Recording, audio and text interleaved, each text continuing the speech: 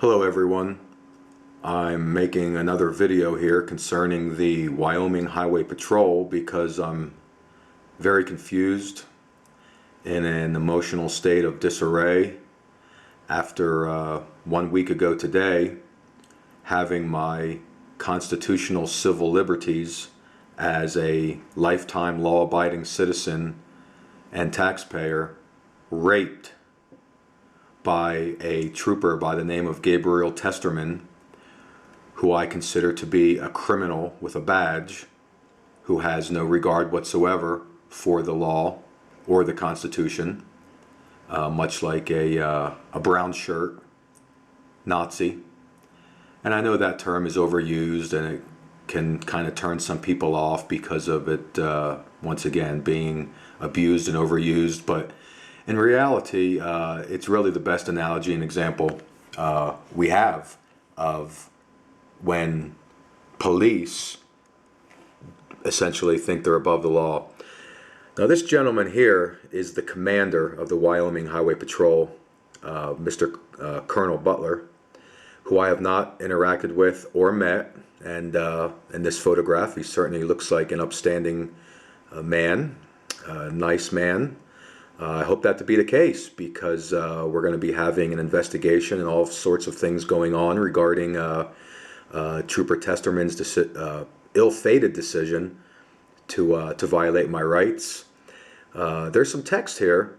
Now that I have the senior leadership established in the Wyoming Highway Patrol, I am looking forward to working with them on the challenges facing us every day.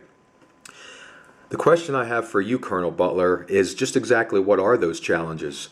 Are those challenges the normal law enforcement challenges of running an organization? Or are they how to deal with troopers who make such ill-fated decisions as to violate the rights of a person who has taken an oath like myself to defend the Constitution, and now I'm required by that oath to retaliate against these actions? Or is it to simply do what we see so much of on YouTube, and that is run an organization that basically just doesn't have any regard for the Constitution and violates people's rights and then knows that they're going to get away with it because it's the police versus a mere citizen that pays the taxes that runs your organization? Those are the questions I have for you, because right now you are employing at least one criminal who not only violates the law but should not have a job, a badge, a gun, or a pension. I'm going to jump over here. The Wyoming Highway Patrol recently graduated some recruits from the academy, I guess, here. And I find this very interesting. It takes a special person to become a trooper. Yes, it does. At one time, after graduating from military police boot camp in the Army, I myself looked into becoming a Pennsylvania state trooper in my home state of Pennsylvania. But let me continue here. They have to be committed, want to help people, and protect the citizens of the state.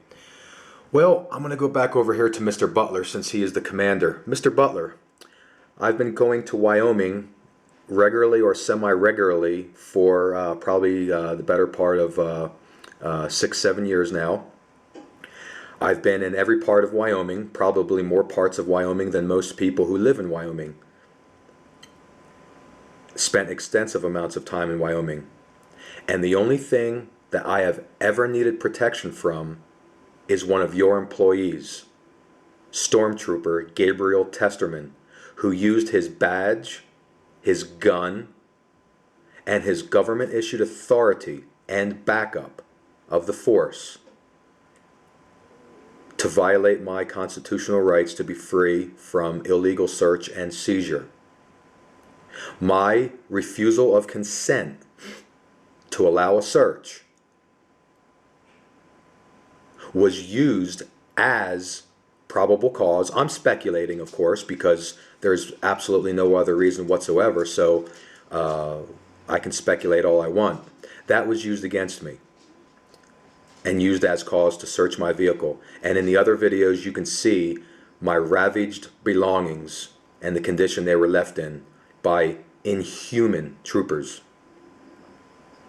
who have contempt for the citizenry. So, Colonel Butler, I sure hope that you're the upstanding man you appear to be in this photograph, and you consider that to be one of the challenges facing you right now, and it becomes rectified so the people of Wyoming are safe from law enforcement.